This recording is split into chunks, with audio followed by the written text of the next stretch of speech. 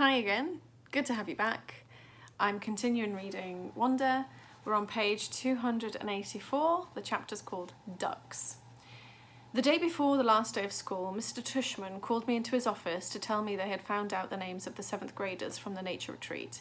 He read off a bunch of names that didn't mean anything to me, and then he said the last name, Edward Johnson. I nodded. You recognise the name? He said. They called him Eddie. Right, well, they found this in Edward's locker. He handed me what was left of my hearing aid headband.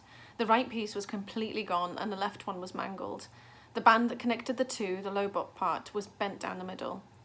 His school wants to know if you want to press charges, said Mr. Tushman. I looked at my hearing aid. No, I don't think so, I shrugged. I'm being fitted for new ones anyway. Why don't you talk about it with your parents tonight? I'll call your mum tomorrow to talk it with her too.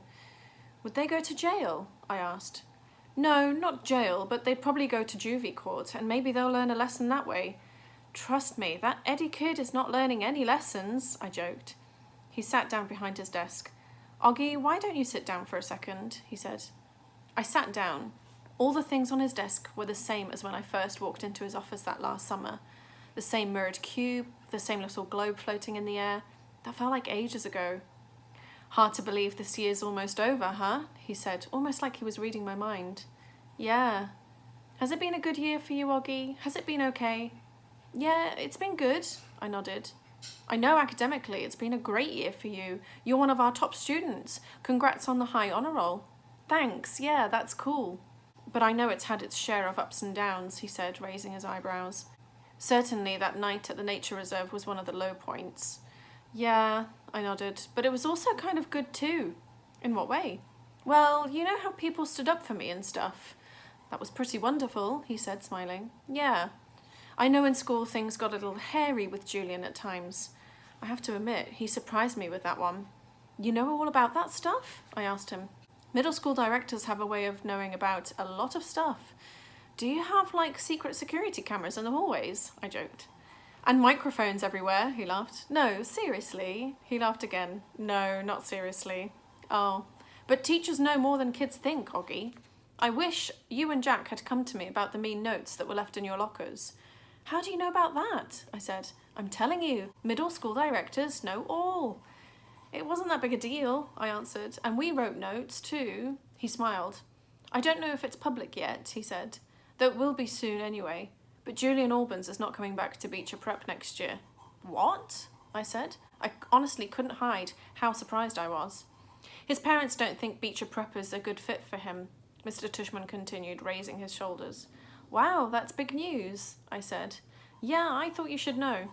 And then suddenly I noticed that the pumpkin portrait that used to be behind his desk was gone, and my drawing, my self-portrait as an animal that I drew for the New Year's art show, was now framed and hanging behind his desk.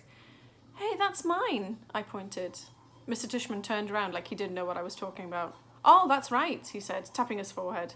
I've been meaning to show you this for months now. My self-portrait is a duck, I nodded. I love this piece, Oggy, he said. When your art teacher showed it to me, I asked her if I could keep it for my wall. I hope that's okay with you. Oh, yeah, sure. What happened with the pumpkin portrait? Right behind you. Oh, yeah, nice.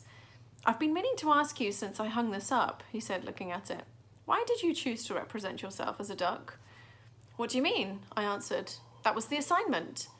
Yes, but why a duck? He said. Is it safe to assume that it was because of the story of the duckling that turns into a swan?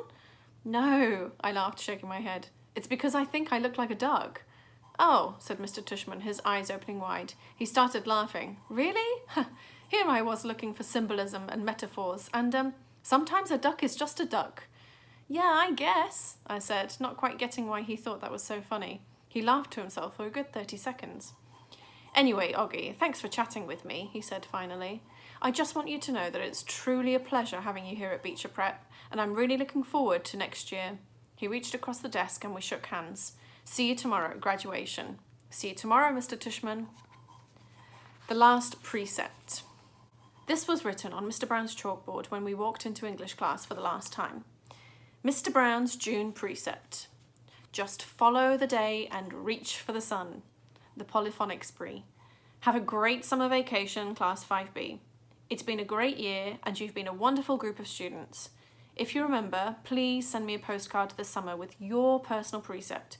It can be something you made up for yourself or something you've read somewhere that means something to you. If so, don't forget the attribution, please. I really look forward to getting them. Tom Brown, 563 Sebastian Place, Bronx, New York, 10053. The drop-off. The graduation ceremony was held in the Beecher Prep Upper School auditorium. It was only about a 15-minute walk from our house to the other campus building, but Dad drove me because I was all dressed up and had on new shiny black shoes that weren't broken in yet, and I didn't want my feet to hurt. Students were supposed to arrive at the auditorium an hour before the ceremony started, but we got there even earlier, so we sat in the car and waited. Dad turned on the CD player and our favourite song came on. We both smiled and started bobbing our heads to the music. Dad sang along with the song. Andy would bicycle across the town in the rain to bring you candy. "Hey, is my tie on straight?" I said. He looked and straightened it a tiny bit as he kept on singing. "And John would buy the gown for you to wear to the prom." "Does my hair look okay?" I said. He smiled and nodded. "Perfect," he said. "You look great, Oggy." "Via put some gel in it this morning," I said, pulling down the sun visor and looking in the little mirror. "It doesn't look too puffy." "No, it's very, very cool, Oggy. I don't think you've ever had it this short before, have you?" "No, I got it cut yesterday. I think it makes me look more grown up, don't you?" "Definitely." He was smiling, looking at me and nodding. "But I'm the luckiest guy on the Lower East Side, 'cause I've got wheels and you want to go for a ride. Look at you, Oggy," he said, smiling from ear to ear. "Look at you, looking so grown up and spiffy. I can't believe you're graduating from the 5th grade." "I know, it's pretty awesome, right?" I nodded. "It feels just like yesterday that you started. Remember I still had that Star Wars braid hanging from the back of my head?"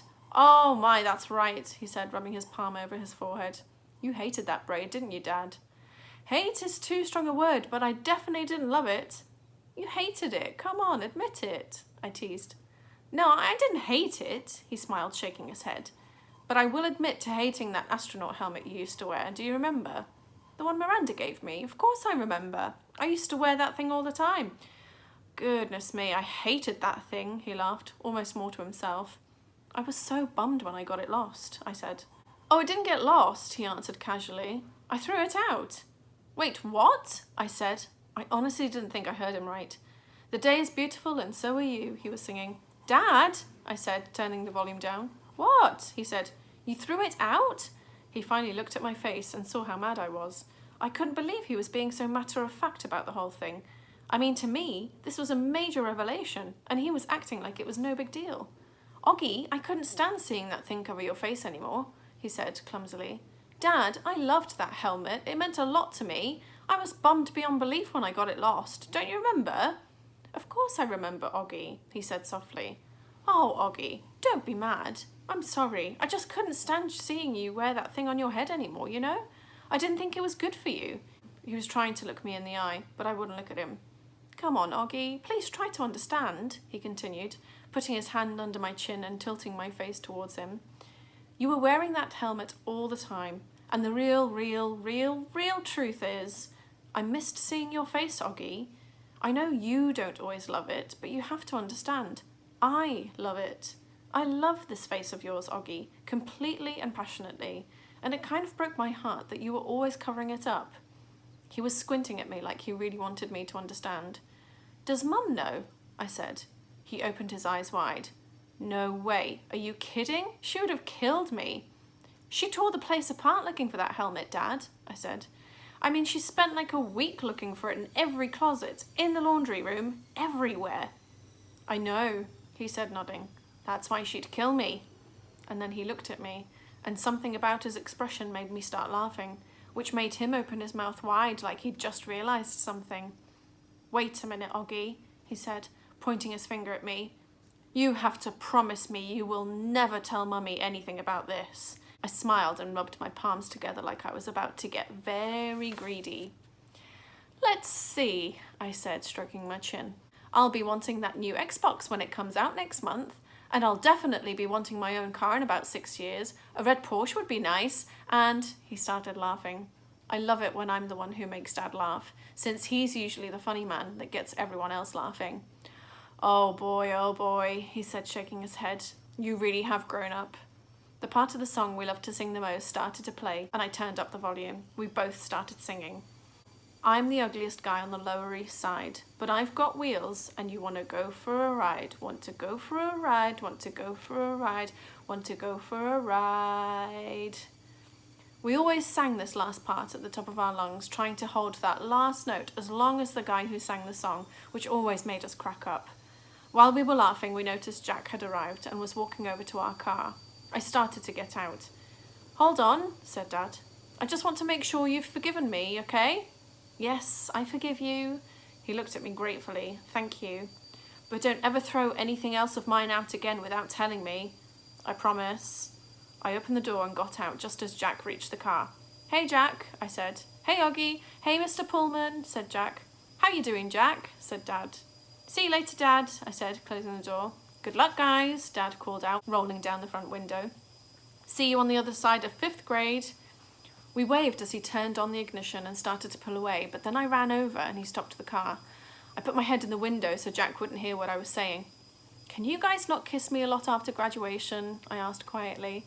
It's kind of embarrassing. I'll try my best. Tell Mum too. I don't think she'll be able to resist Oggy, but I'll pass it along. Bye, dear old Dad. He smiled. Bye, my son, my son. And I'm going to stop there for today. Come back again next time or I'll carry on reading. I think we've got maybe 2 more videos left of Wonder and then we'll be done.